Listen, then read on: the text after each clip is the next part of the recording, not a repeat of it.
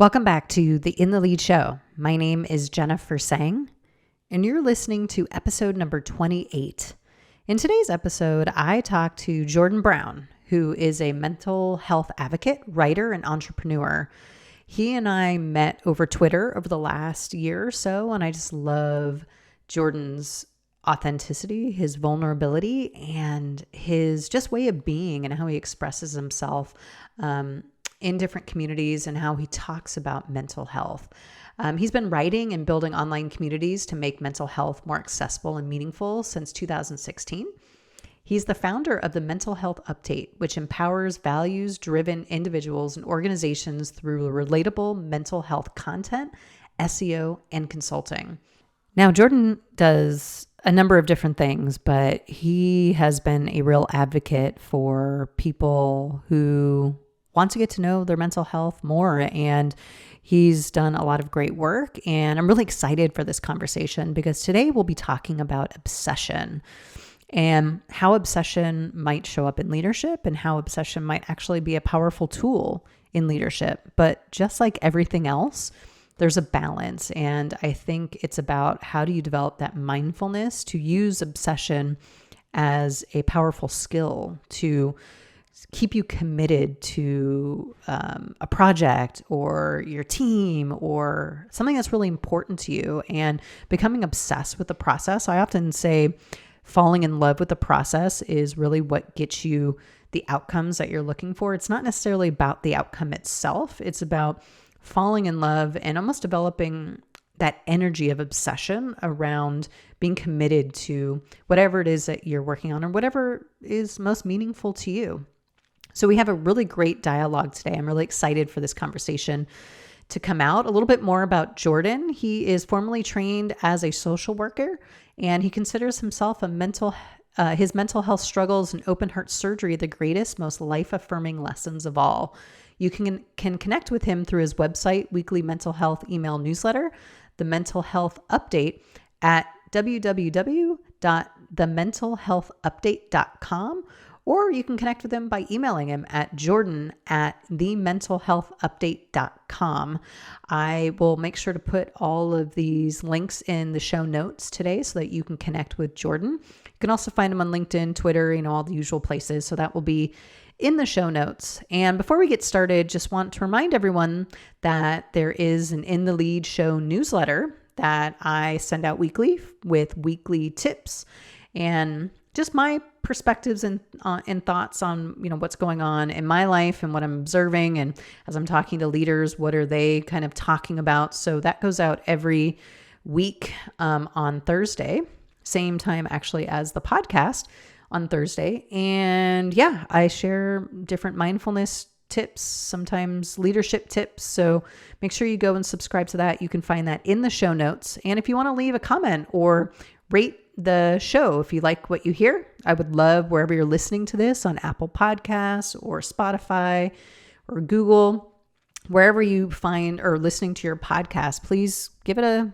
rating. Would love to know how things are going. And yeah, I'm really looking forward to this conversation. And I think you guys will really like it too. So welcome to the show.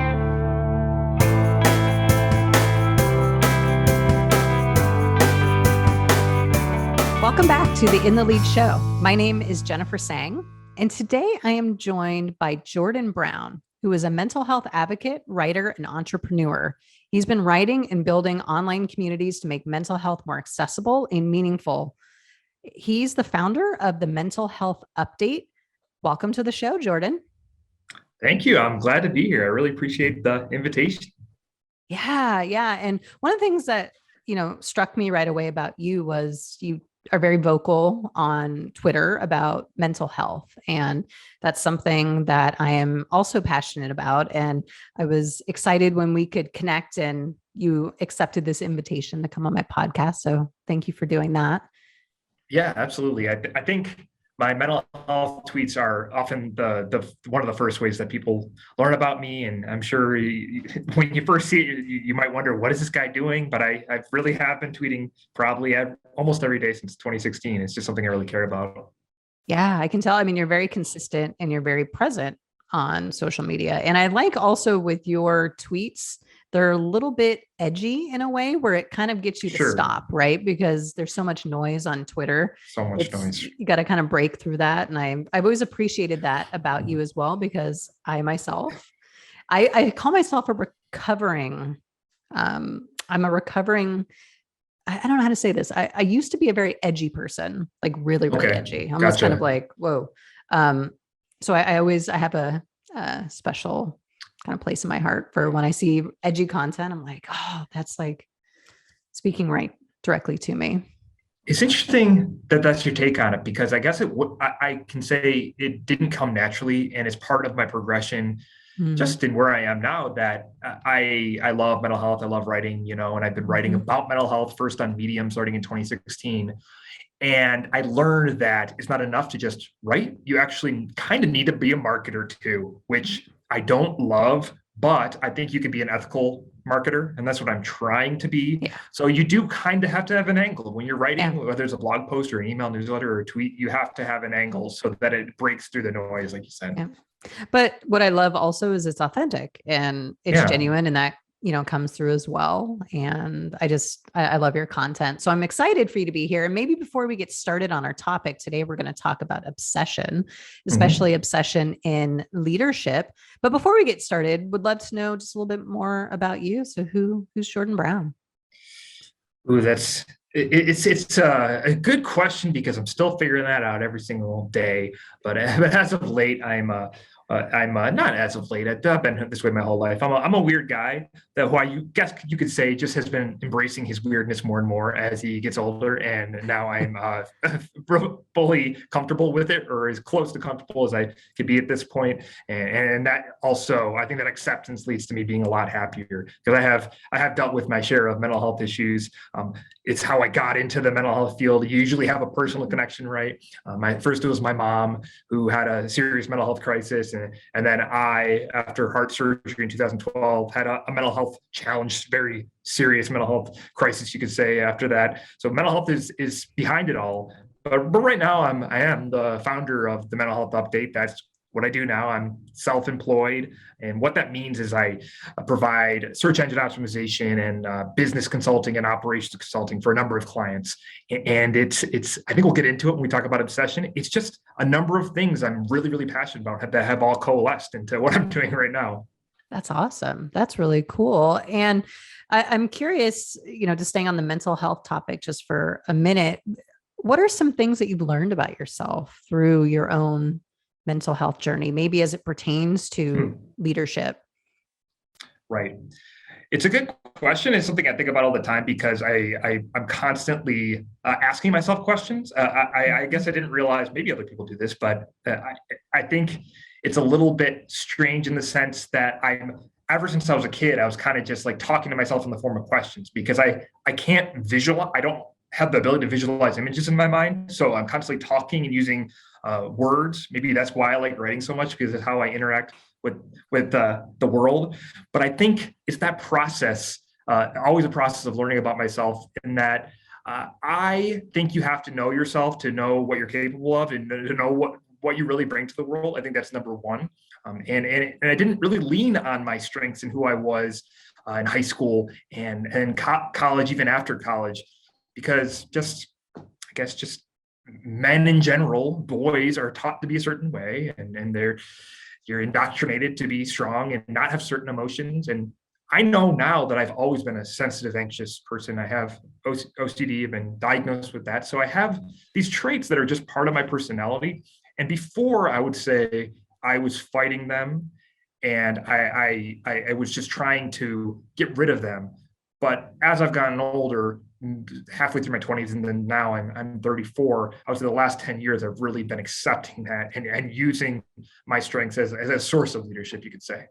Yeah. Yeah. That resonates so much with me when I heard you talking about kind of acceptance Yeah. and really accepting all parts of us. So I also have suffered, you and I talked about it, about anxiety. And at times in my life, I've had panic attacks. And Right. it's frightening. And, society as a whole, for sensitive people in general, it's Hmm. not a very friendly place. I mean, even thinking back through, how school is structured and how the workplace is structured, how families are structured, and how just as a society, we aren't very open and accommodating to people who are just naturally more sensitive. So what happens, at least for me, Right. was I would be tuning into all this sensitivity that I had throughout my entire life and thinking, oh, something is wrong with me. And people don't like it, right? Most people are Right. like, oh, you're sensitive. That's weird. Or, oh, you need to stop that. So you think, oh, okay, now there's really something wrong with me. People are telling me that. And now I need to somehow find a way to push it away or, keep it in, but somehow kind of try and really forcefully like conquer it and even resist it in a lot of ways, like you said. And for me, what Right. I found was that almost like fueled It does. the anxiety, especially with anxiety, that almost like you're pouring kerosene on the fire, and you feel like you're the only one, which is one of the Right. reasons why I love what you do, because it's telling people, hey, you're not the only one. Like we're Yeah. all, suffering from something. And a lot of us, I yeah. Absolutely. And yeah, I want to go off of that because I'm glad you brought that up. I think if all we did were just make it more common to talk about mental health, we would be doing a great service to the world. I'm trained as a social worker, but I'm not working in the mental health field now. But when I was working with clients, simply just letting people know they're not alone, or I dealt with something, or someone in a group, maybe in a group therapy session that I was leading, that trying to get everyone to talk about something and that they've been through, just that like feeling of being known in front of other people is so powerful, and we don't really get that. And I want to address what you were talking about, your sensitivity and anxiety. uh, I grew up with anxiety, and my parents were great parents, and they were mm-hmm. both teachers, but they didn't have the vocabulary to talk to me about my feelings. So I just remember one quick story is that we had moved from one town to another town about 45 minutes away when I was, I think, fifth grade. And I all of a sudden had this irrational fear that we were going to get robbed. We were in like a cul-de-sac in the most like the nicest place ever. So of course this is irrational, but I would come home immediately, get out my bag and start doing my homework on the front step, right by the door, in case I needed to like bolt out the door, not thinking like Yeah. maybe someone would come to the front door. It didn't make sense. Yeah. But my parents just, they, instead of wondering if maybe something was wrong or if I needed to be comforted in some way, they said, "Oh, that's so great. You love doing your homework right away. You're getting it done. You're such a good student." And I was. I've always done very well in school, but I just wish I had other terms to realize what was going on. I was never taught about mental health. We didn't Mm-hmm. have any mental health. I think we had one half class one day about mental health in Yeah. all of my middle school and high school career. Mm-hmm. It just was strange that something that we all have, that is just such a fundamental part of our like human experience, was never talked about when I was growing Yeah. up.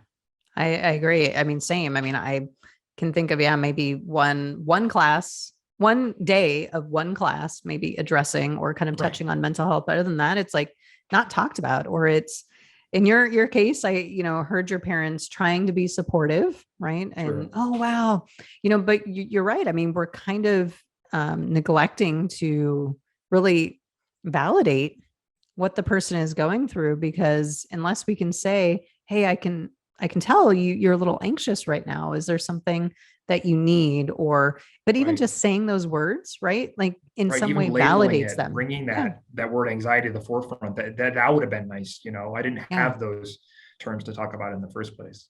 Yeah. And for me, one of the scariest parts for me was with panic attacks, because like you said, you literally, it's completely irrational. So Mhm. anybody who's like not going through it doesn't really get it, but you have this very deep sense of like imminent doom, like something is going to Sure. happen, like you are literally going to die. Like I can remember I was telling you before that I had went to the emergency room on numerous occasions and insisted to them I was dying.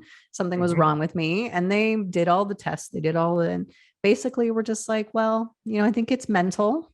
I remember I'll never forget being told that, because I thought, oh wow, so now I'm really messed up because it's mental, right?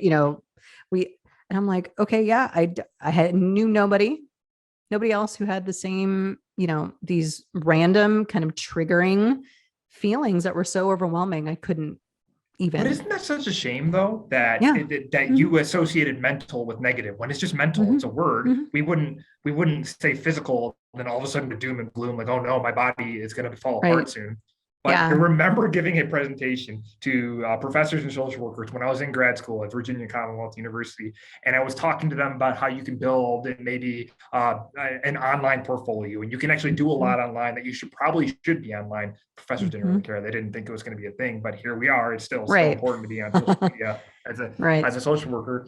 And I remember, shoot, I forgot where I was going with this, but I remember that. What was the thing you said right before this? Just Well, I was talking about panic disorder, mental, the being, physical mental yeah. dichotomy where I Mm-hmm. searched for physical health, right before the presentation. And it was lots of little kids laughing, playing in gym class. And then I searched for mental health. And at that time on Google, the results were all about suicide and you're gonna be in trouble, you're gonna die, like you might need help. And that was just searching for mental health. So Mm-hmm. there's just this strange stigma still that Yeah. just the term mental is used in a very different way from physical. Yeah. And I think this might be a good segue into our topic of obsession, because I can remember with also the other thing that comes along with the panic attacks. It's not just about that event or that moment. It's about now you associate and almost become a bit obsessed over, Yeah. oh, that one thing triggered that panic attack. I can't go back to that store. I can't go back to that place, or I can't talk to that person, because you're living in fear that the next panic attack is coming, and you're trying to almost control your environment so that that doesn't happen. And I Yep. remember being very obsessed with it, thinking, oh my God, I can't go back to that one place that triggered this attack. Like I just can't. And I became almost, that also fueled the anxiety, right? And then anxiety is kicking in and you're getting really anxious Mm-hmm. and nervous about ever being in that situation again. And so obsession can be, to me, it feels like this double-edged sword. Like For it sure. can, like, on, if you're imbalanced from maybe more of that deficit mindset, it can be very debilitating and anxiety inducing, and prevent you from maybe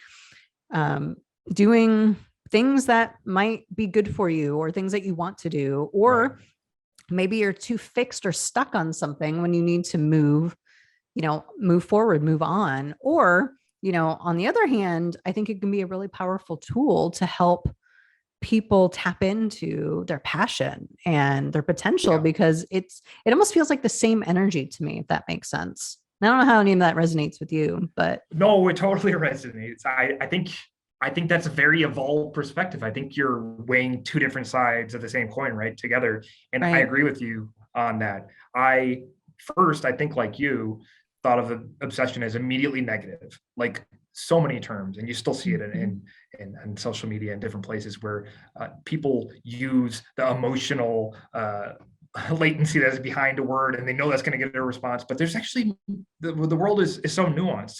It's why I have to give longer answers when people sometimes ask, "Well, I just want one or two words." I just can't do it. It's not Yeah. it's not me. So obsession for me.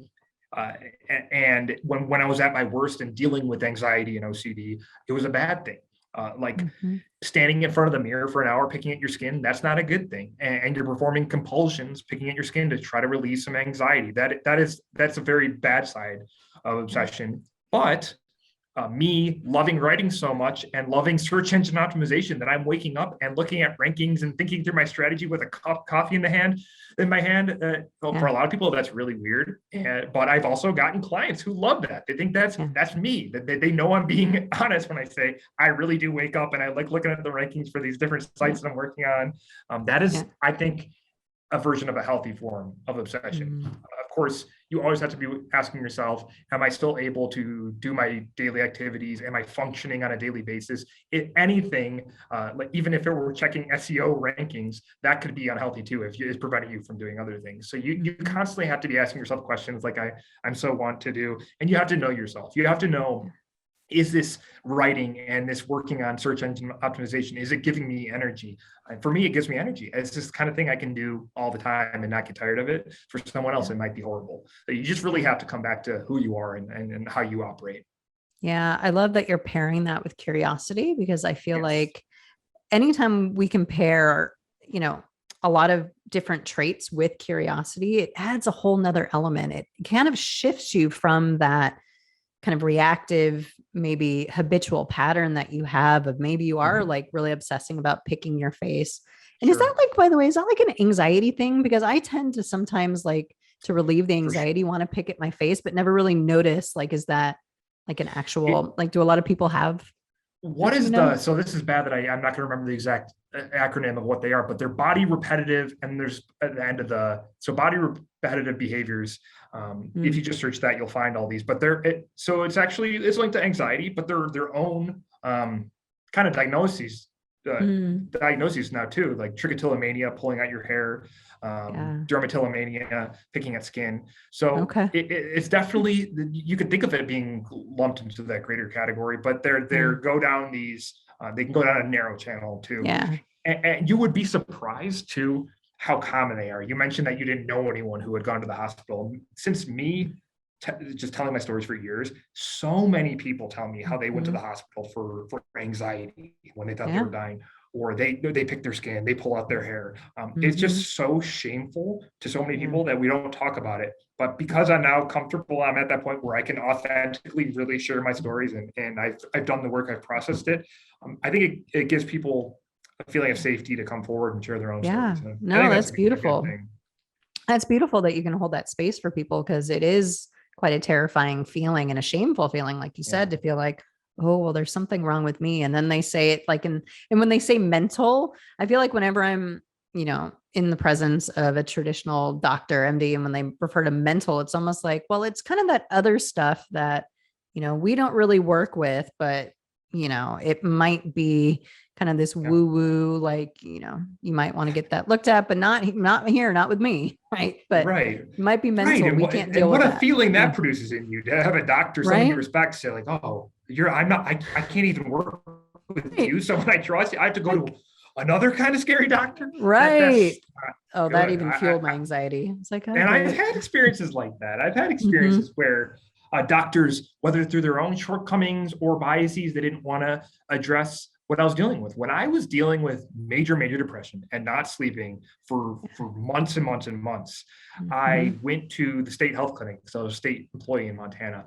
And I remember just going in for something. I think it was to talk about my lack of sleep. But then I saw in the questionnaire, those two questions that say, have you been feeling down for a period of more than 3 months? Have you been, their depression questionnaire, like you check the Right. boxes to see if you're depressed, essentially. It's a screening questionnaire. And I knew this because I was a mental health advocate at that point, and I had volunteered for NAMI, the National Alliance on Mental Illness. But I get into Mm-hmm. this doctor's office, and I really liked this doctor. I had known him for about a year, and he did not even address those questions. He kind of danced around them, and he said, because I was so high achieving, he said, well, I'll just give you sleeping medicine, and you're just probably a little stressed out. And I was in the awkward position of trying to fight back, saying like, no, I think something's wrong. Like, I think I'm depressed. And he just gave me all this medication that actually made it a lot worse. There was Okay. one like autism med that I don't know why he gave me that led to suicidal ideation, made it so much worse. Wow. It was a bad time, and it's just one of many Yeah. experiences where I think if that doctor had been a little bit more comfortable talking about mental health, would I have ended up in the position I was in? And I just don't know. It makes me wonder Yeah. though. Yeah, I agree. I mean, I feel like that was my experience too with going in to see a neurologist and just being told, like, oh, we'll give you some Paxil and we'll give you Sure. this other kind of anti-anxiety medication. And I wanted to say, like, no, I feel like there's more going on. Like, it's not necessarily about me, like, being unable to just handle day to day. It was like, I just had this really deep sense of, Right. like, no, there's more to this. And I wish 20 years ago somebody would have just stopped and said, Jen, go seek, a mental health professional, go talk to somebody. You're not alone, right? And it's Yeah. okay. It's not scary. It's not something you need to be afraid of. So I'm really glad that you and I both get to, Same. I advocate and others out there in the space because the more we can talk about it, the more we can normalize it. Great. And And you and I both are yeah. I definitely thriving think you're a today. kindred spirit. I think Yeah. that's why I connected with you on Twitter, because I see that you really care about this, and it's why I can tweet every day and that it doesn't feel like work, because I remember how much pain I was in. Like, Yeah. depression is by far the worst thing I've ever been through. Like, wanting to end your life, I can't imagine anything worse than that. And I wish someone had just been able to talk to me about it and say, hey, go get some help, instead of me, calling my parents, crying, wondering what's going on. I remember telling my mom that, like, I don't know how to describe this, but it feels like there's something broken in my brain, like something got turned down, like the volume got turned down in my brain, and like I'm just not functioning. Nothing seems like, I look at people on the street and I see someone laugh and I think, how could anything ever be funny? And that's just when like you're disconnected from reality. And that's depression. That is a total disconnect from reality, from the world, from others. And I was struggling. And to get back to what we were saying, I just wish that more people felt comfortable, because after the fact, after I took myself to a hospital because I wasn't getting the care I needed, people said, oh, I could tell something was wrong. I thought I should say something, but I always encourage people now on podcasts, if I'm working with them, say something. Like, you're not going to offend someone. You're a human being. You can connect with them. They've likely shared some kind of emotion that you will be bringing up in the conversation. So please just say something. And I give that advice over and over. Yeah. And no, I love that. And I think it's true and it's very powerful. And just to say you're not alone is a very healing, conversation to have with somebody, because I feel like for so many of us who are suffering from depression, anxiety, panic, whatever, like, we feel very alone and isolated because it is very taboo in our culture, especially, to kind of brush that under the rug and not really address it, maybe because it makes people feel uncomfortable. And I hope that by having more conversations, we can help people feel more comfortable with talking about mental health. And it's not some scary, thing that some boogeyman monster is going to jump out of the closet, but it's everyday people who are really suffering. And when you're mentioning earlier about sometimes people just need someone there to say, you're not alone. I feel like a lot of times in my coaching practice, I feel like a lot of times also people just need a way to get it out. What I feel like I didn't have also growing up was a way to get it out, like just a talk, just to process out everything that's kind of happening, good, bad, the whole spectrum, like just be able to talk about it and just be able to say it out loud to somebody and have them hear you and just say, yeah, I hear you. It's okay. I know what you're going through, or wow, I can totally empathize with you. That must be really hard. Just having that space in and of itself is such a healing space that I wish more of us could hold. And what I try to push leaders, especially people in leadership positions who are leading organizations, you need to be that person a lot of times to help hold that space. And really, it takes courage, and it takes a lot of self-management and your own kind of internal, how you regulate yourself to be able to sit in that presence and be very present and just let people just help process. That's what it always feels like to me. Absolutely. I think it's a superpower, what you described. And I'm so glad that that's how you are, and you are with other people, because we don't see it enough. And if you look at the people who get attention online or on TV media, and I don't want to get political here, but it's the Trumps of the world. It's those big braggadocious leaders who are so confident it doesn't matter. They're never going to be wrong. They're just going to keep saying stuff and keep winning. And that's not how life works. If you think about, and I don't know why I'm going here with this, but if you think about like how we evolved, like the tens of thousands of years ago, just sitting on the savannah with our ancestors, there was like that common human connection. And that's what we need. And we don't often get that in our current system. It is our families get smaller. We're very individualistic, especially in the United States. And it's a big disservice to human beings, because we need connection. Like I love doing podcasts like this, or connecting with people who are like-minded, and because I am a sensitive person and maybe I need a little more like meaningful connection than most, but I think deep down we all need connection, period, even if it's not to the extreme levels like I need. Yeah. Yeah. And I mean, I think there have been research studies that have been done around the importance of that connection, and also why belonging is so important at like a very fundamental level, that even, I think, was it chimpanzees, or I can't remember what primate they had studied, but when they had deprived the baby or the smaller chimpanzees of that love and that connection, they actually started developing mental health issues. They started developing like becoming suicidal and wanting to like, and also picking out like their hair and becoming very stressed because Yes, at the core, coming back to that picking behavior, yeah, it actually has its roots, and you're right. It's not often that I get to talk about body picking behavior so often. So let me indulge yeah, myself here, but yeah, you're right. no.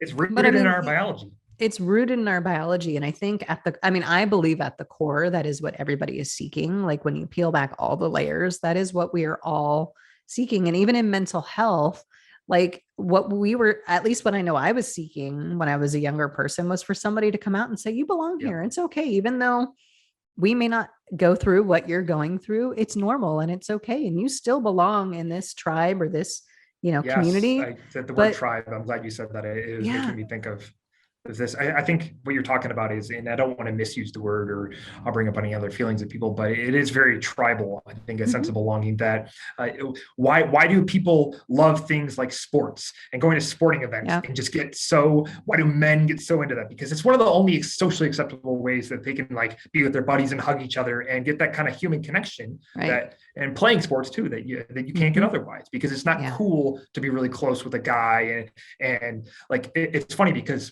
I spent a summer in Africa, and you would see boys, best friends, holding hands sometimes and just Hmm. hugging each other. And I thought that was kind of nice. Not that everyone should go around holding hands, be kumbaya, but just it was just a different cultural Yeah. point of view. Hmm. And travel's great for that. You learn so much about the Yeah. world. But getting back to tribes is that people are seeking connection, and this pandemic has exacerbated the mental health crisis that was already there. Way. There was already a lack of connection, already very hard to get Yeah. services, and now you just say, okay, stay home, and maybe you won't work, or maybe you will go to school, maybe you won't. Like that is just disrupting everyone's daily routines. Yep. Yep. And, when you were touching on sports, it made me think back to our topic too around obsession. I played Yeah. basketball in high school and college, and I remember that you almost have to have this obsessive mindset in the sense You do. of consistency, dedication, connectedness with your team, right? No team is good if they aren't all, beating to the same drum, have a really great connection. I remember there was one team that I was on where there was a lot of conflict, and we were a really great team until that conflict happened.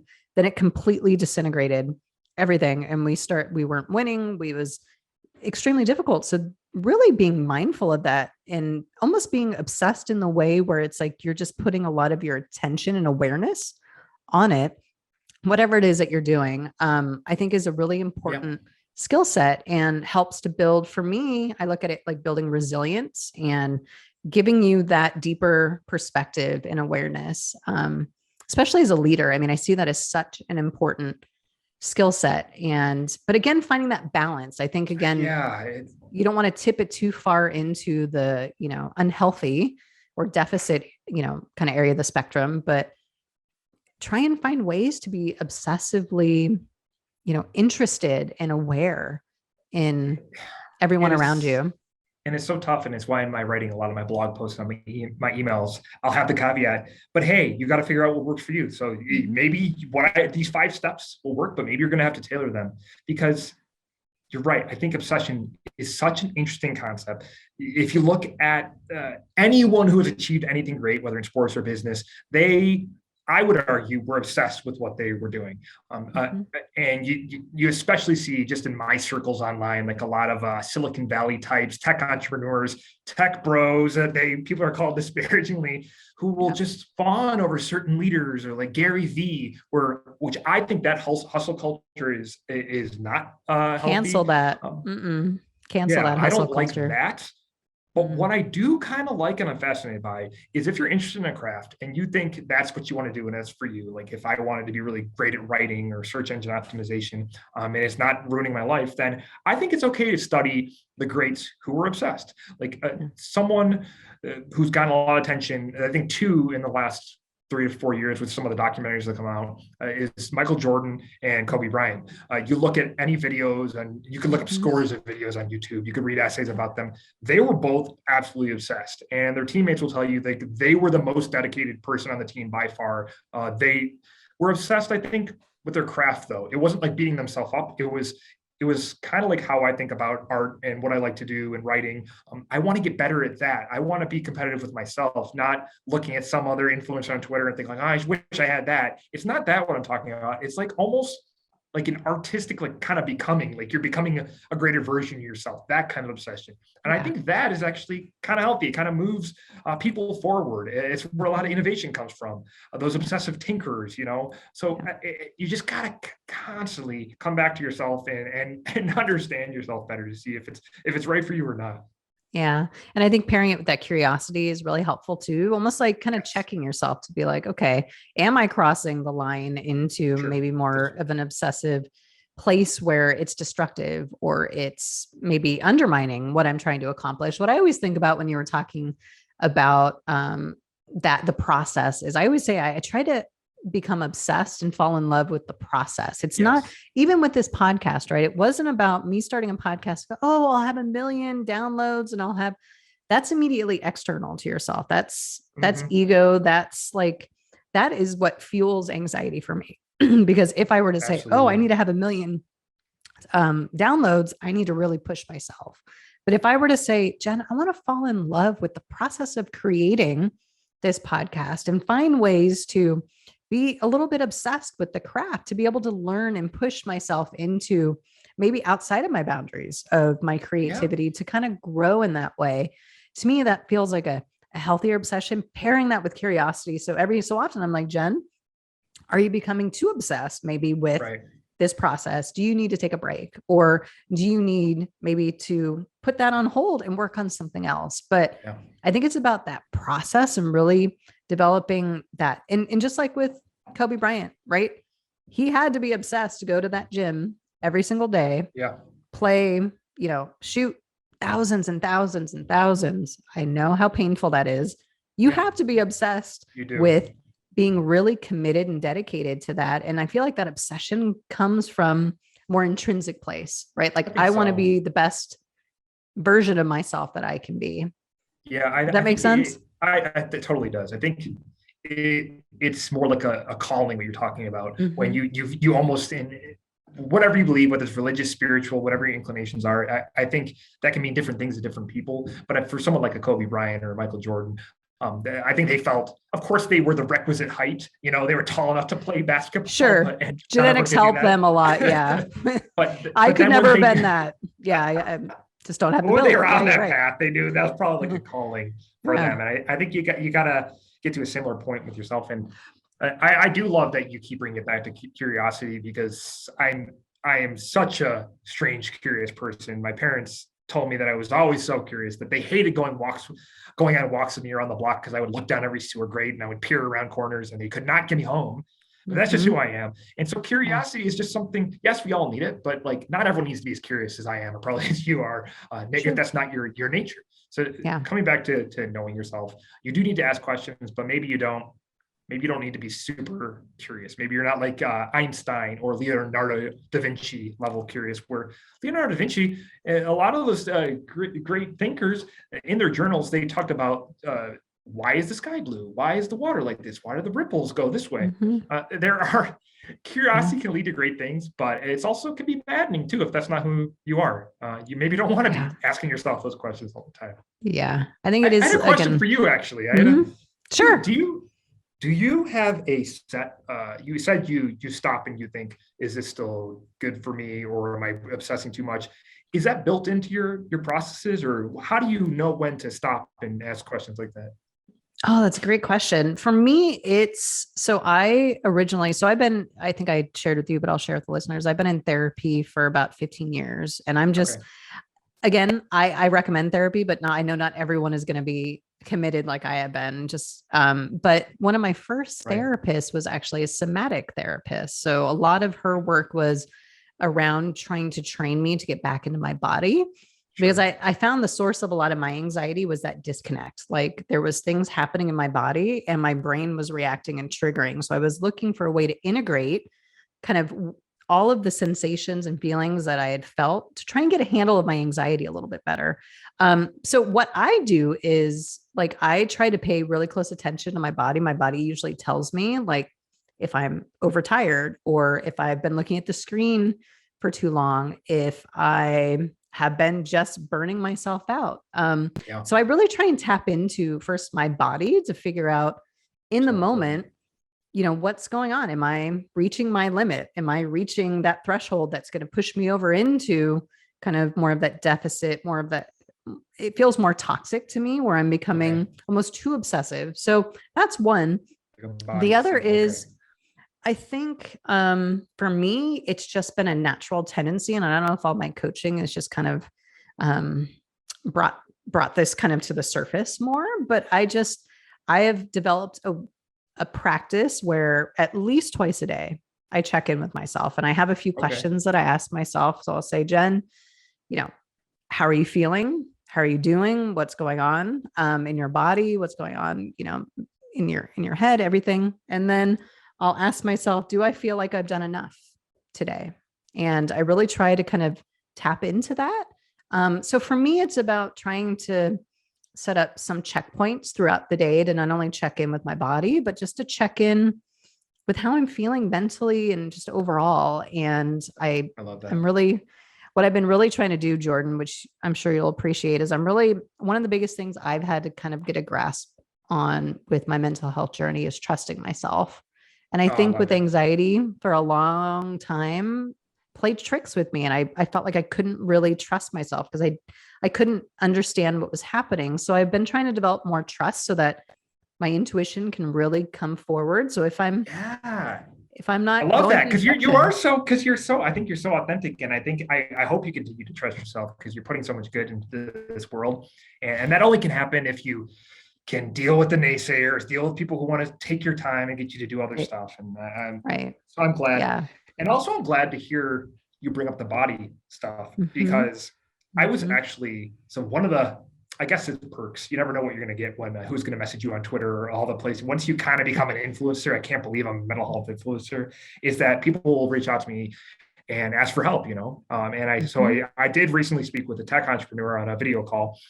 He's like doing really well, he's been in some big accelerator programs, but he admitted his mental health was really struggling. And we had this conversation, and I realized that he didn't have a lot of like even awareness of terms like of what mm-hmm, anxiety meant. And so I was going back to basics, and I shared a story with him that when I was high school up into college, even I had no body awareness. And it wasn't until I started reading about, like we talked about Pema Chodron earlier, those mm-hmm, kind of books about Buddhism, that there is a different way of being in the world than constantly thinking in your head. Because for me, up and through high school and college, I just had millions and millions of thoughts in my head. And I thought that's what everyone had. I had no idea that you could use meditation or mindfulness to like let the thoughts go or quiet yep, them in any shape or form. So mm-hmm, I didn't have that body awareness. And I just think yeah, now how strange that was that I couldn't even tell you where tension was in my body when I was younger. mm-hmm, But now, like you said, it's so key yeah, to what I'm doing that I can tell now if I'm grinding my teeth while waiting for an email to load or I'm typing and I want an answer really fast. I think that body awareness is so key. And it was yeah, meditation and just mindfulness, reading about that and practicing in general that really, really helped me. yeah, Thanks for yeah. bringing that up. And you'll know that I'm sure if you've read about Michael Jordan or Kobe Bryant or LeBron James, any of the greats who have written about how ritualistic they are, a lot of them Sure. do meditate. A lot of them do have their rituals that they do before a game that helps them kind of get into the zone and to kind of relax and get really present with their bodies, with their minds, their everything. And it's a real skill and something. And I know that I used to do this myself as well when I played sports, but I never really equated it to every day. Like, can I incorporate those skills and that like Mm-hmm. mindset into everything that I do? And I found for me, it's all I always say it's the small tweaks. Like, I'm interested in knowing almost minute by minute, hour by hour, like, how am I doing? Like, checking in just constantly because again, for me, that's the obsession piece is I want to stay on top of how I'm doing and making sure I give myself exactly what I need and not wait until again I'm in that kind of burnout Sure. zone or that deficit zone where I'm like, oh my gosh, I need to just like fall and like lay here. Like I want to Yeah. be just being really mindful of how I'm doing, using curiosity to kind of help me get kind of a better, deeper sense of that. And then just really adjusting as I go. I mean, that's really my, and I think a lot of great athletes do that as well, certain variations of that. And it sounds like that really works for you. And I'll just share Mm-hmm. some warning sign from kind of for me when I was first really getting into productivity and like personal development, probably 2013, 2014. I learned about the getting things done system and David Allen and these, and it changed my life in many ways. It was great. It got me down this productivity path. But I also realized I was spending hours setting up my inbox and not actually fielding any emails or doing any work, that I was worrying so much about the system itself, and I was just losing the forest for the trees. I couldn't see the difference at all. And so now I know years later that I need simple systems that work for me. I don't need to get carried away with all these different tags and all these different, do I have energy level 3 or energy level 4 for this task? It doesn't really matter. Just do the work, Jordan. Like, it doesn't matter. So I see that a lot. And some people I've consulted, even friends I've worked with, I see them trying to follow a system when it's like, you probably don't need to have a 25-step system if you're just trying to get through 3 emails, like it doesn't really fit what you're trying to do. So the fit has to be there. And that's just something I've noticed about myself. Like, when my obsession was got me carried away, and I really didn't do it in the right way. Yeah. And just like leadership, and just, I think, like everything else, like, it isn't a one size fits all approach, right? Like what you were saying, like that might work, that system might be beneficial to someone, but may not be to you. So I think that's where you go back to where you're saying, really know yourself and having that real deep understanding and awareness of what it is that you need and what works best for you. And then once you know that, you can start tweaking and augmenting things as they come up. And then eventually you'll get to a place, I think, where it becomes more automatic. But yeah, you don't, just because something works for someone else doesn't mean it's going to work for you too. And it's this funny little space I've carved myself into with my mental health writing. I started writing about mental health because I couldn't find the content I wanted to read. That's kind of my origin story. Like, I couldn't find the accessible content that actually seemed relatable and would work for me. And something I get time and time again is that people respond to my newsletter or find my writing somehow, and they say, it doesn't feel like you're talking down to me. Like, it feels like you're a friend and you're teaching me about stuff, but you're not talking down to me. And that's like the best compliment I can receive, because that's what I tried to put out in the world. Like, I was just getting tired of seeing the same jargon-filled kind of writing from the same old sites. Like, they're going to be fine. They're going to make a ton of money in ad revenue. It's going to be great. But like, mental health is too nuanced to just fit for that one size fit all approach, like you're talking about. We need to like start the conversation, have communities that encourage the conversation and grow it, and then go from there, and then see what people want to take from it. But it can't just be this, you do this 5 things and then you'll crush it in life and you'll be like me, Gary Vee. Like, that's just not how it works for mental health. I always think, did you ever see the movie? There's something about Mary, how they were I did see parts of it. I'm not a big movie person, but but they're in the car. He's in the car with this man, a hitchhiker that he picked up, and he had started talking about his idea. He was like, I'm going to do this thing. It's called 7-minute abs. You're going to get abs in 7 minutes. It'd be great. And the guy was like, well, what about 5-minute abs? And he was like, oh no, I think it's 3-minute abs. And I feel like to some degree, that is the perfect, like, representation of what happens. It's like, we are trying to find the fastest way to get to any kind of outcome and make the most money. Where what I hear you talking about, it's more like leading with authenticity. It's leading with kind of your truest, highest self. Yeah. And then it's a different language, and it's hard to talk to someone that way when you got like a bunch of guys playing lacrosse and they're thinking it's so cool, when really we should be ice skating, or maybe we should be doing something else to like really go with the flow. It's why I like reading both Western approaches and Eastern approaches. I just finished a book. It's funny. I just finished a book called Think on These Things by Krishnamurti. I think his first name is Jiddu Krishnamurti, but everyone was known by everyone knew him as Krishnamurti. And I think he was like this philosopher, deep thinker type that set up in Ojai, California, I believe, for a while in the 60s, 70s. Right. And his whole thing was just like, what is true for you? Like, you experience it for yourself. Like, why are you asking me all these silly questions? Like, what do you think of it first? And kind of turning it back on the questioner. And I just think that book, Think on These Things, I read so many books, but I finished this one recently, and this stuck with me. It's rare that I have a book that it just like feels new and fresh. And I think it's like, that's how the feeling you get when you're coming across wisdom. It's just like, oh, that of course it's that way. Of course, like it's just true for you. You just know, and when you read it, and maybe not everyone relate, but that's what I feel. And he blended that Eastern and Western mindset so Yeah. well.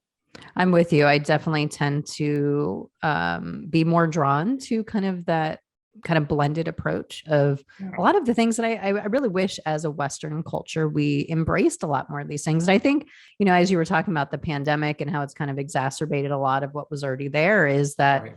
yeah, a lot of these things that I hear more in corporations, people talking about things like mindfulness and, awareness and things like that. I just feel like there's so much more we need to be doing to try and blend some of the great philosophies of kind of Eastern kind of ways of being and ways of thinking Yeah. into, how we approach leadership. And I think that, the pandemic again was a great, great place to start to say, okay, let's start. The old way of doing things will not work. People are still trying. They're still out there trying to do the old ways, get your butt in the Yeah. office and let's be there for 9 hours a day. Like that is not where we are coming back. And I think people are starting to realize that. So I think there's a great doorway there to opening some different ways of thinking and how we relate to one Mm-hmm. another, how we lead, how we interact and just connect with people. There's so Right. much opportunity there to bring some of these other influences in that maybe you normally wouldn't have thought about before.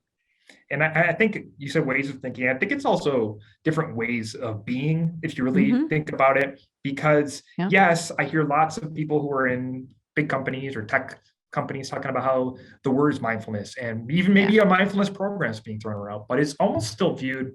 It's not even viewed. It is that it's being treated like a band-aid. Yeah. You put a band-aid on it and then it'll go away. It's like Yep. this very symptom obsessed society we lived in. Like if Yeah. we just get rid of that thing, that nasty thing off our skin, then we'll be good. Or Yeah. maybe internally our liver is dying. Yeah. You gotta think functionally. You have to think holistically, and we're not very good at that. Yeah. I just think of when I was managing a federal grant through SAMHSA for the Office of Public Instruction in Montana. One of the things we were trying to do is implement trauma-informed practices in school districts. And I just remember everyone, pretty much all school districts said, no, we don't want another program. We don't want to do this. There's a lot of work. And I was trying to say, trauma informed it's not another program. It's kind of a way of being. Yeah. It's the realization that your students, even your teachers, administrators have trauma in their lives that they've lived through, and it's going to affect them. And here are different principles and things you can implement. The one school district that got it, which I loved it because it was my favorite place, is the Blackfeet Reservation. They totally got it. They're like, what? Why are you talking to us like mental health is this thing that we do? Like we get mental health. This is just part of who we are. We've been this way for thousands of years. I thought that was so beautiful that they would say that in a meeting. And I'd go to like another school district and they'd be like, no, we don't have time for this. We only have this many hours for our teachers in extracurricular activities. And here you get the Blackfeet Reservation where these teachers would come into a meeting. We'd meet for 3 hours. They'd tell me their whole history, go back to the 1940s if it was relevant, and they got it.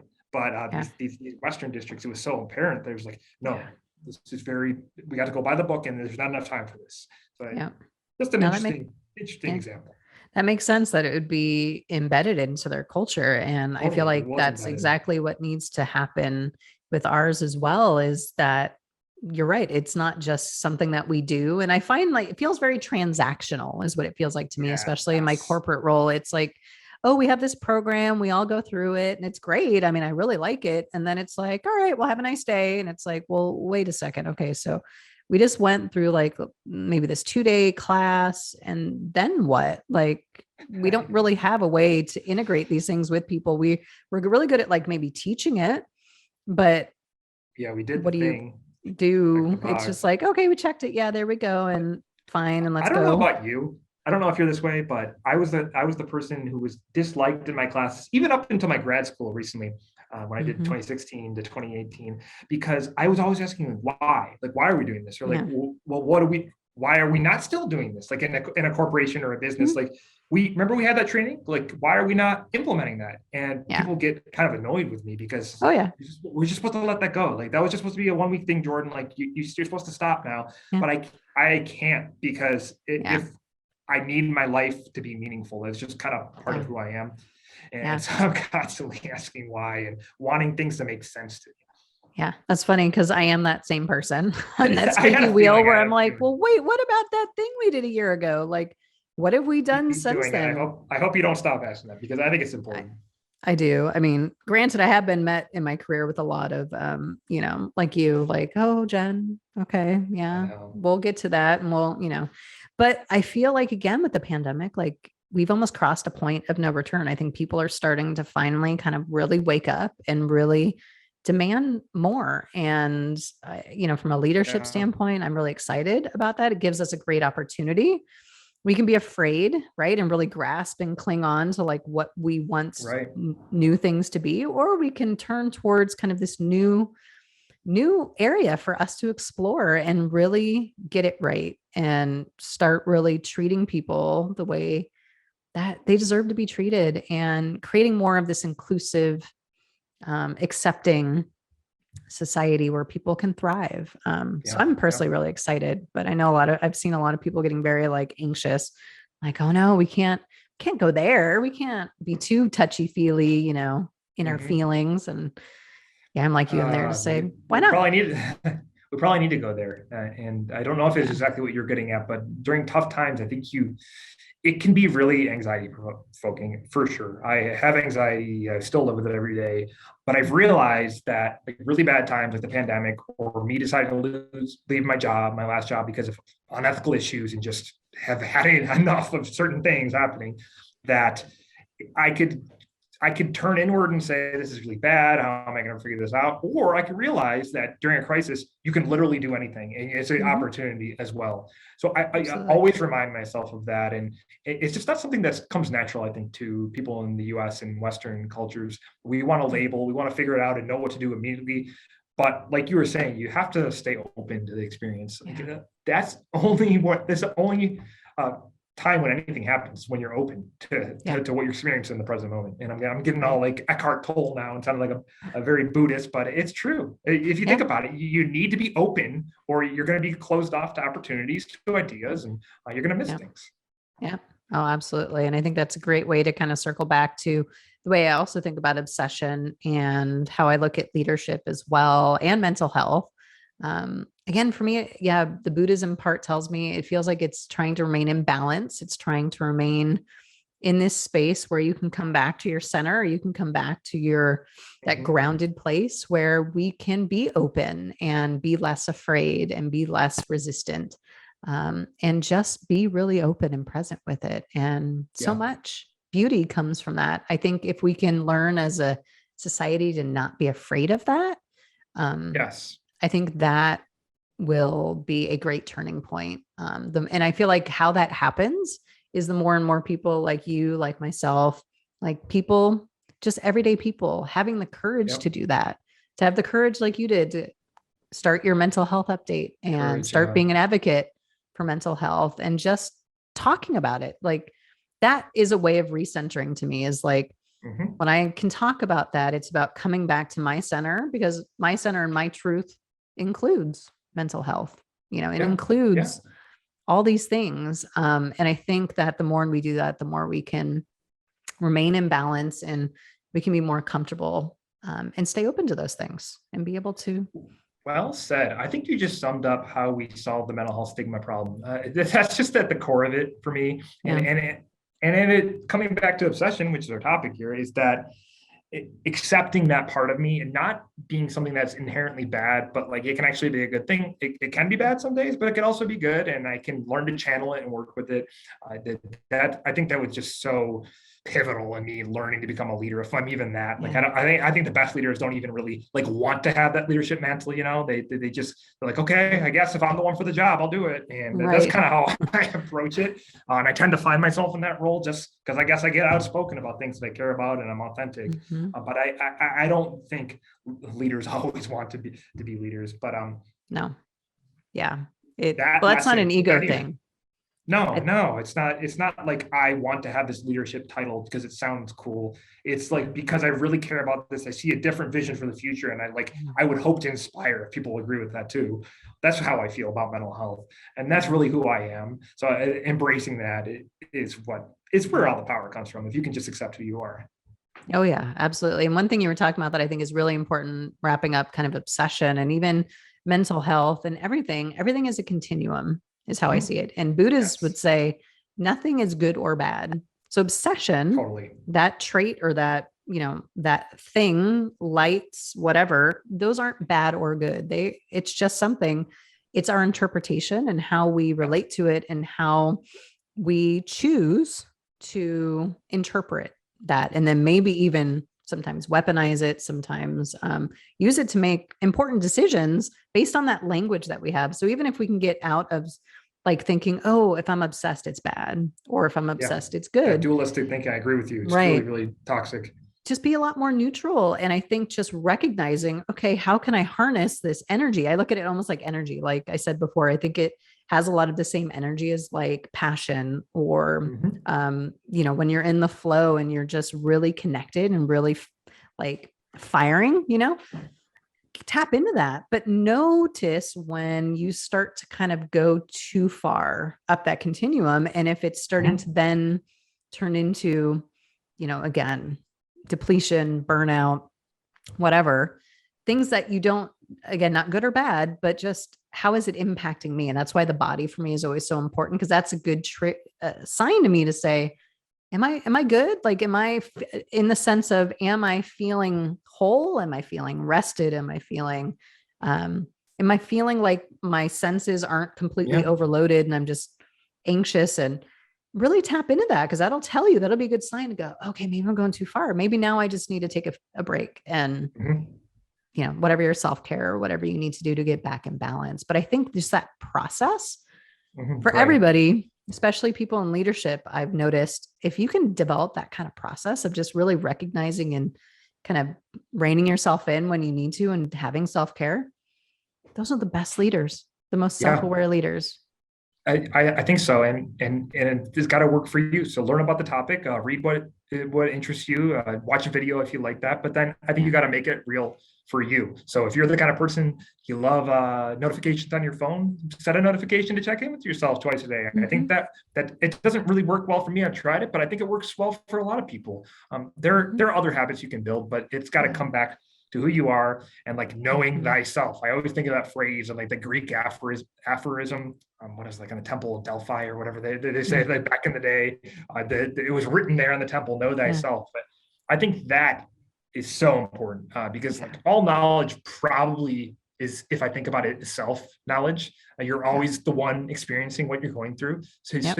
you gotta play with these ideas and see what they mean to you. Like that's the Yeah. only way I know to do it. Yeah.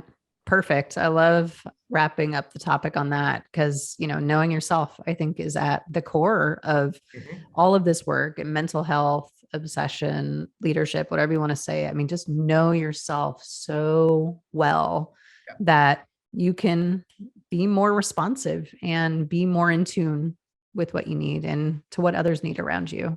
I think is Yeah. so important. Um, yeah, I wanted to shift gears real quick, if you don't mind, into the leading Sure. questions segment where I ask you some fun questions just to get to know you a little bit more. And I'm really curious actually about this first one Yeah, let's because you do it. mentioned a book that you just read recently. But so the first question is, what is your favorite book on your bookshelf? So I think I used my answer because I was thinking of these questions Yeah. and uh, I read so much. Like I think I read 62 books last year. Goodreads told me, and I set a challenge for myself. But that book Wow. that it did stand out for me. That Think on These Things by Krishnamurti. It was a blend of the East and West perspectives, and it was talking about like what is education really like what is the purpose of education is it to go get a job and be in a factory or is it to like understand yourself and know what is true for you and all this stuff and I just loved how I guess they were based off talks that he'd given. And then at the end of each chapter, he would answer more questions that people in the audience had. And I just thought it was so honest and so truthful. And it's clearly he had grappled with the ideas. But I mean, I read other things. I read business books, personal development books. I just finished a book, Scale, that I really liked. It was definitely more scientific. It's like how things follow universal laws in nature, but also companies follow these scaling laws, and organizations and cities. So if you're a deep nerdy thinker like me, like you're gonna like Scale. But I'm reading 6 to 8 books at any given time. And I just flip back Wow. and forth. Good for you. That is awesome. I'm gonna have to check out that did you say think of those Think things think on these things. It's on it's these hard to things? find, but I think you could probably get it on Amazon, maybe a used copy. I found a Okay. used version in a random bookstore in Hamilton, Montana. And it just books Cool. tend to find me at the right moment. I had been thinking actually about this guy. I've been reading about Krishnamurti, and then I said, Mhm. "Oh, I got to read it," and it was the exact right moment to read it. Wow. I love it. Well, hopefully I can find it. Sounds like something I'd be interested in. Totally. So what is one thing you were most proud of?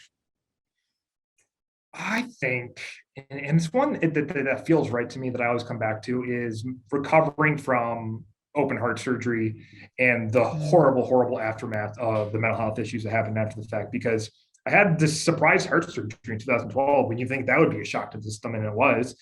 But the physical recovery wasn't that bad. What happened after that, and this is not something the Mayo Clinic ever warned me about, which I really think they should have. I've realized now through studying it that it's very common. You can actually have pretty serious mental health issues after major surgeries like that.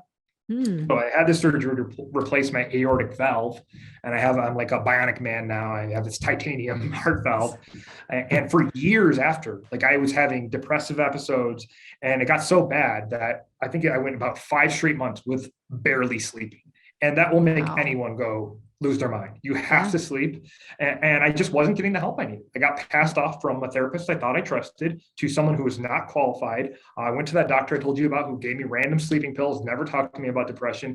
And it was just a series of unfortunate events, which led me Mm, to, and I was so ashamed at the time, but it's one of the best things I've ever done for myself is I went to the ER with my wife and I was like crying all the time. I'm crying. And then thankfully they had a bed in the behavioral health unit. And that was such a good turning point.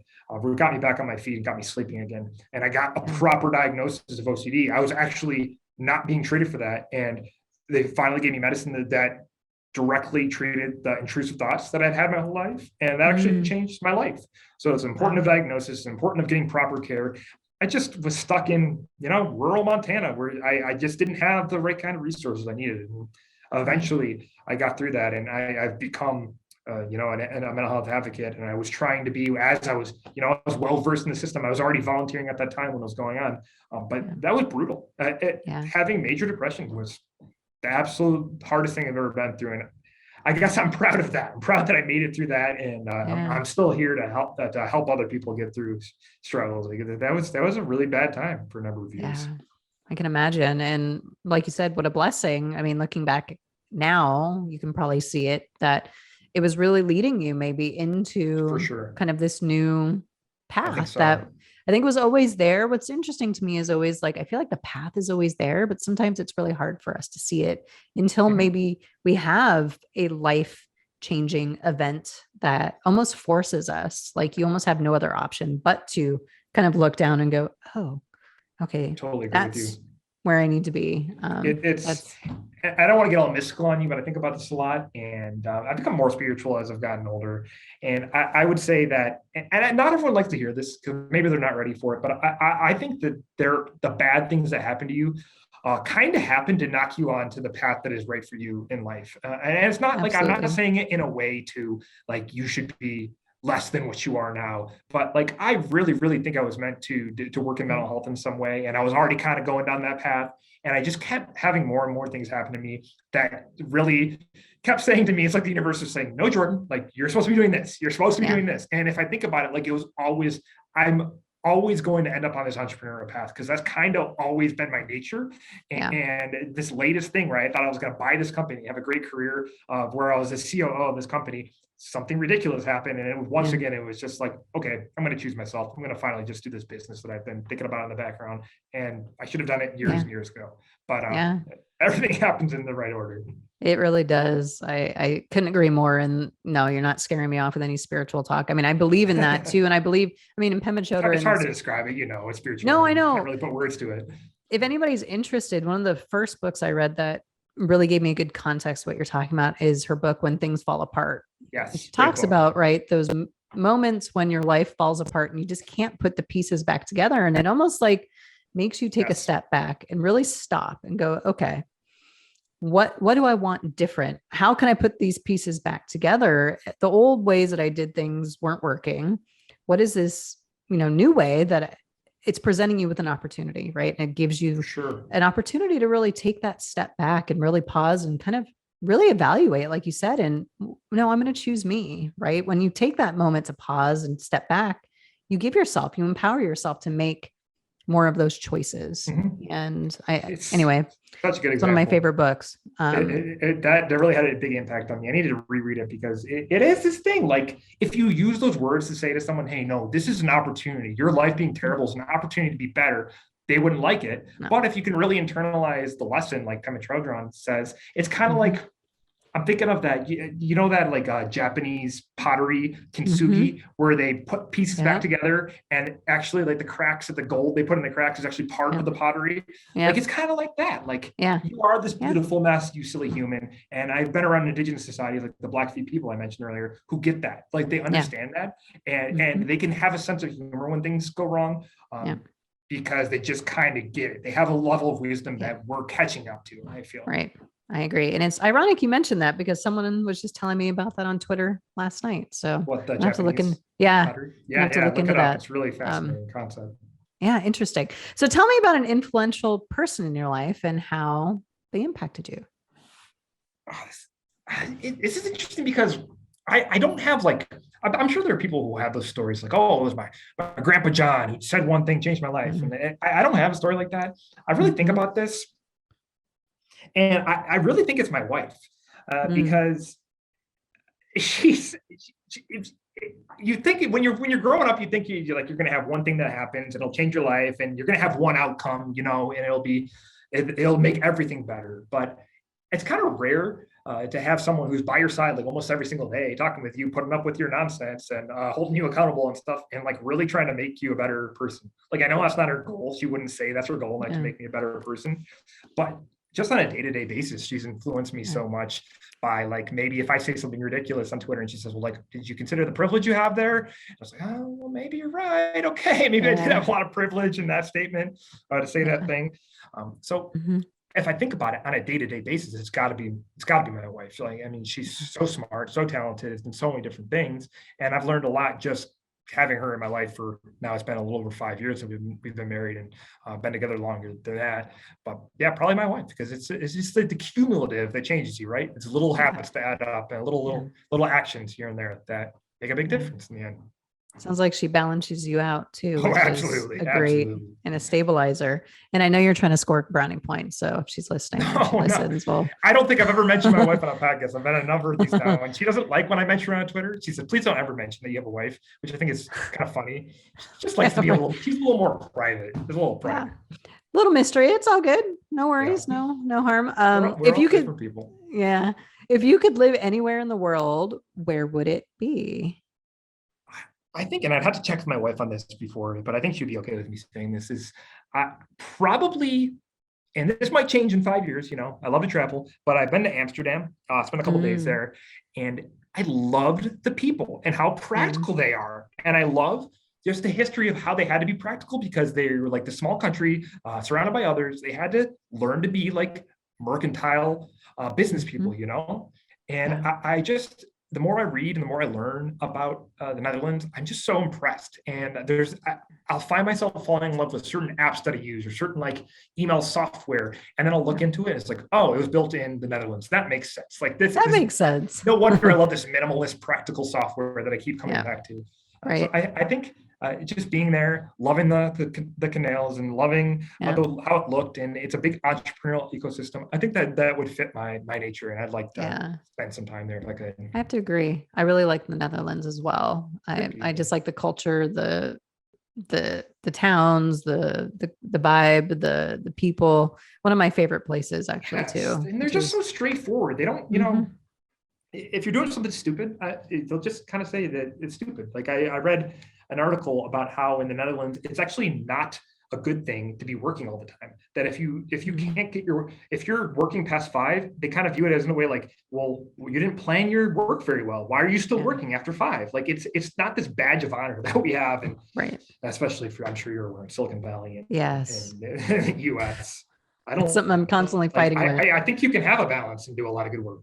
Oh yeah. Oh, I mean, yeah, I mean, it's actually amazing. I've had many people because for many years I've had to really I work differently than a lot of people. I work in spurts. So I Yeah, can be really creative, get a lot of stuff done, then I need to take a break and then I'll come back.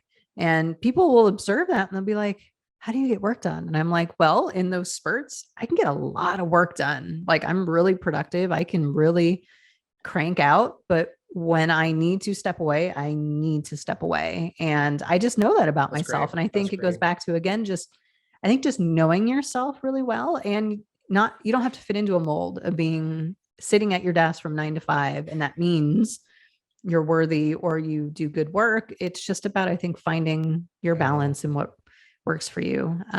Drives me I think it's, crazy. yeah, That I still relate to that. And you're right, not everyone works that way, but I do. And I like that I can work on my own terms now because I've worked, in state government, nonprofit, even for a startup, and I would get a lot done, but I would take breaks. I would yeah. read. I knew how to Mhm. recharge my brain, and now I know there's evidence that backs that up. Like one of my Mhm. favorite, probably the number one course online, I think it's still Learning How to Learn by Barbara Oakley. Mhm. She talks about like you have to go between focus mode and diffuse mode. It's literally how your brain works, but we Yeah. judge people who take breaks. I Yeah. just, to me, that's stupid, and I had to get out of those kind of systems. Yeah, no, I hear you. Yeah, it goes back to that hustle culture. It's like, Yeah. yeah. Anyway, so the last question is, what is the most important lesson that you have learned in your life that you can share with the listeners? It's got to be yourself. It's got to be what we've been talking about. I Mhm. just think that everything in my life comes back to that, and I don't know how to negate that. Really, it's everything comes back to understanding myself. Life gets easier when I understand myself and I don't go against my true human nature. Life is easier when I embrace my obsession and realize that's part of who I am. It's Mhm. just I think if everyone spent some time reflecting on who they are, we'd all be better off. Um, I, One of the things that really kind of breaks my heart is I will write sometimes about in my email newsletter, like knowing yourself, and I'll share an article or wrote about that, and I'll get responses from older people, older women.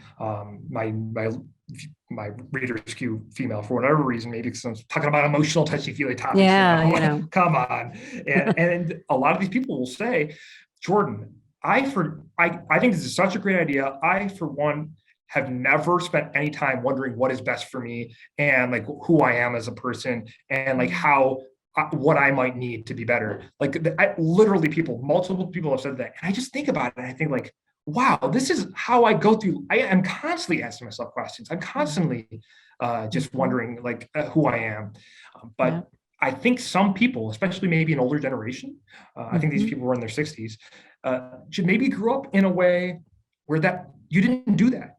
No. You did your job. You didn't talk about your emotions. You just got things done. Yep. And that really is sad to me because it Yeah. blew their minds to think like, oh, that they can go through life this way. So Yeah. I hope if I Especially. leave anything behind, I encourage people to question things and understand themselves a little better. Yeah.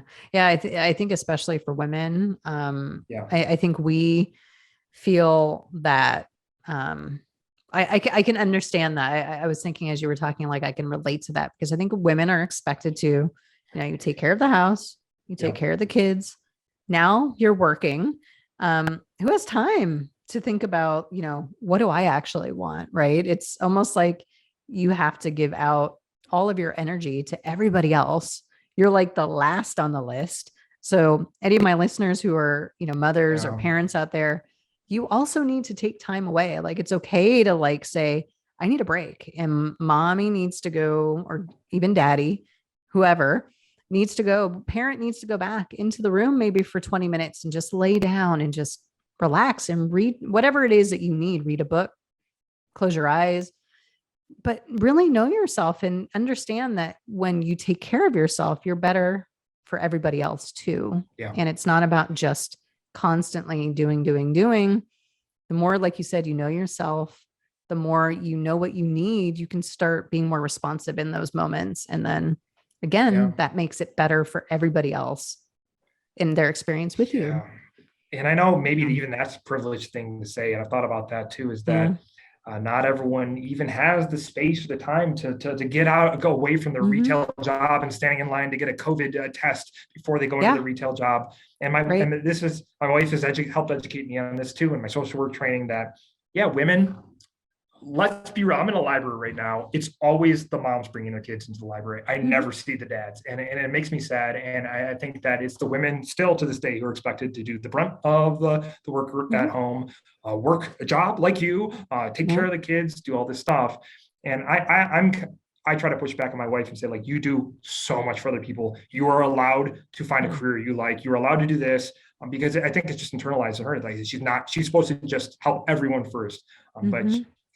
Yeah. that Yeah. upsets me. Women, everyone should have a right to like be able to Sure. question for themselves what's true and what they want to do with their life. Absolutely. But I think that's an important lesson and a great way to wrap up our conversation. Just knowing yourself. And really at the core, what I'm hearing too is like accepting yourself. Like, Yeah, and again, acceptance. it's for me, it's all parts of self, meaning mental health.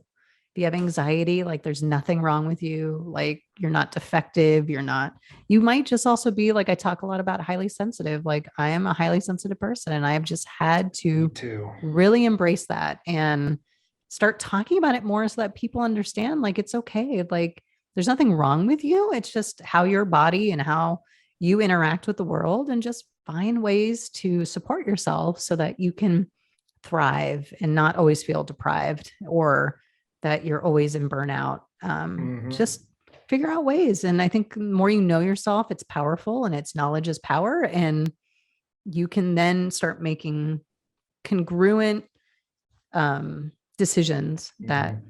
fill your cup and make you feel more Right. whole. Anyway, hope that wasn't like Absolutely. a go on uh, the back of like a fortune cookie or something, but No, that's that just was how I feel. beautiful. Like Accept I that. just, Accept your beauty. That was so yes, good because I I thought that know. was really good. And I know it made me think. And I know we could probably Yeah. like you're the kind of person I could talk to forever here, but I like it. No, I Yeah. think it's so important. And did Yeah. a I just did a tweet thread I think today about if you're an empath or especially a highly sensitive person, like how to protect your energy. And I got a pretty good reception. One of the first like proper tweet threads I did. I don't even really know how threads work, to be honest. And it's more of the marketer's territory than the Yeah. mental health person in me. But it's so important. And I think Well, now that, everyone can benefit from it. yeah, now that you're talking about empaths, I also had to come to the realization that I am an empath as well. I know there's a small percentage I've read of highly sensitive people who are also empaths.